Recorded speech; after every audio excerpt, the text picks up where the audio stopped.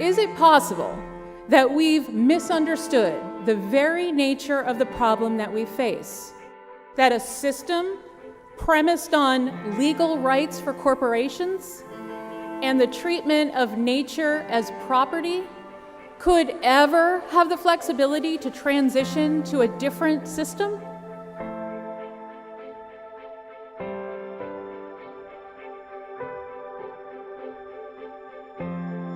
Over a decade ago, people in mostly rural communities across the United States began talking about the need to change the system under which they lived.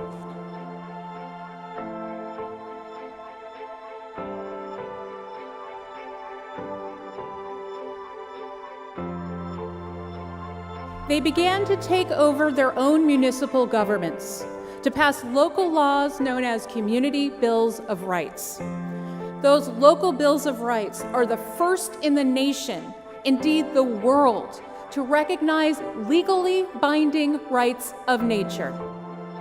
It is that growing body of people who have now joined together community by community in Washington, Oregon, Colorado, Ohio, Pennsylvania, and New Hampshire to create statewide organizations known as community rights networks. Today, in places like Nepal, environmental groups and indigenous peoples are beginning to recognize that conventional environmental laws, like legalized oil drilling and coal burning, are never going to stop the Himalayan glaciers from melting and never going to stop climate change. They're advancing a right to climate constitutional amendment, which recognizes that people and nature possess a right to a healthy climate and that the climate itself has a right to be healthy and free from human-caused global warming pollution. The people in the community rights movement have already made their choice.